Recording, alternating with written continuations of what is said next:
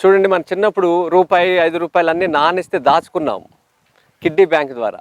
అవన్నీ ఒకసారికి పెద్ద అవసరం. ఇవన్నీ కలిపితే ఎంత డబ్బు అయింది? అలాగే మనం అందరం తల చేసి ఎవరికి వాళ్ళు స్వచ్ఛందంగా ఇంటి దగ్గర నుంచి వస్తున్నప్పుడు చేతి సంచి అలవాటు చేసుకోవటం అనేది చేయాలి. ఇది నా ఒక్కడి వల్ల ఎక్కడ వద్ది అందరు ఇలా కొట్టుకుపోతున్నారంటే ఆ మాట పాలేకర్ గారు అనుకుని ఉంటే ఈరోజు మనం అందరం కలిసి ఉండేవాళ్ళం కాదు. ఎంతో సమయాన్ని సమాజానికి ఇచ్చాడు ఆయన. అనేక విషయాలు చెప్పాడు. వాళ్ళు ఎంతమంది మనం ఆయన బాటలు నడవటానికి కలిసాం.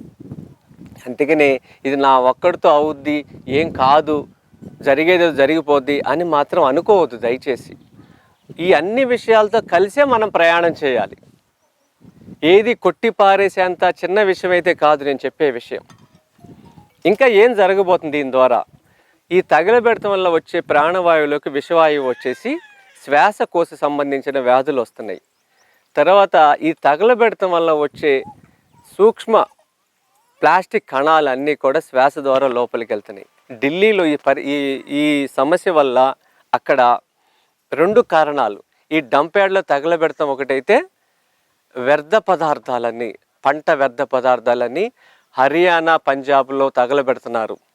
ఆ తగలబెడతానికి ఒకప్పుడు శాస్త్రవేత్తలు అందరూ చెప్పిందే, దాంట్లో ఏమైనా చెడు కారకాలు బ్యాక్టీరియా ఉంటే అవన్నీ తగలబెట్టేస్తే చచ్చిపోతాయి అని అలా తయారు చేశారు. దీన్ని ఇప్పుడు తగలబెడతా మొదలుపెట్టారు. దీన్ని ఇప్పుడు ఆపమన్నా సరే ఎవరు ఆపే పరిస్థితిలో లేరు.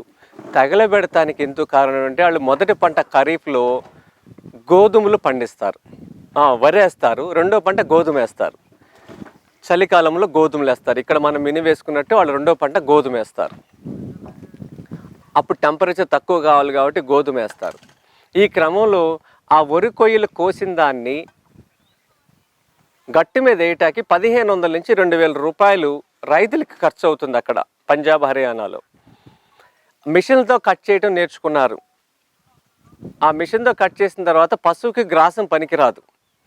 అది సగం పైకి సగం భూమిలోనే ఉంటుంది. అది ఆ విధంగా ఉన్నదాన్ని మళ్ళీ నాగళ్ళు చేసి సేద్యం మొదలు పెడతానికి గోధుమ పంటకి అనుకూలంగా భూమి ఉండదు.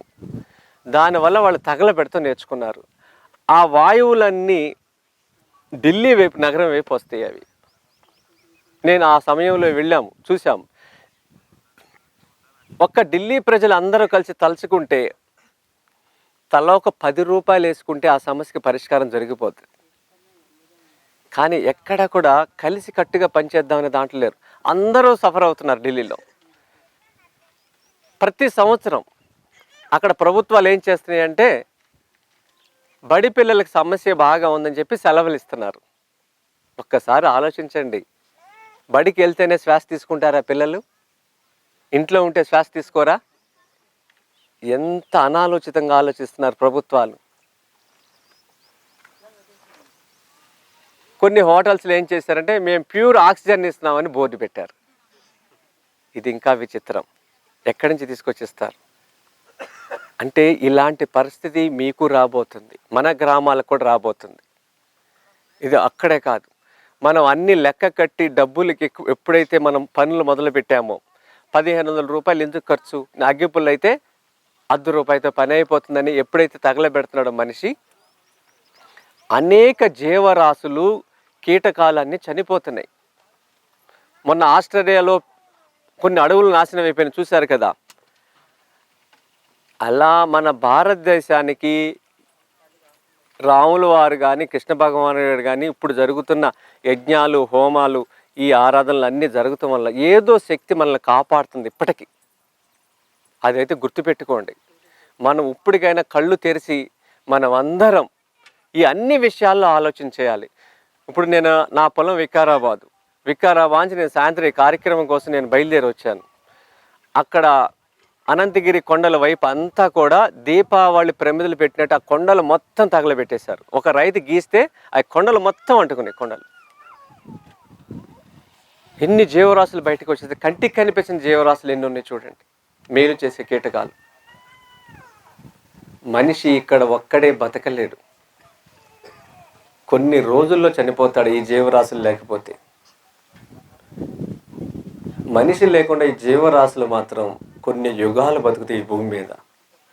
మానవుడు అవసరం ఏ జీవరాశికి లేదు ఈ భూమి మీద. కానీ మనకి వాటి అవసరం ఉంది. అవి లేకుండా ఈ భూమి మీద మనం ఎక్కువ కాలం మనుగడ సాగించలేం. మరిన్ని అప్డేట్స్ కోసం STV యూట్యూబ్ ఛానల్ని సబ్స్క్రైబ్ చేసుకోండి.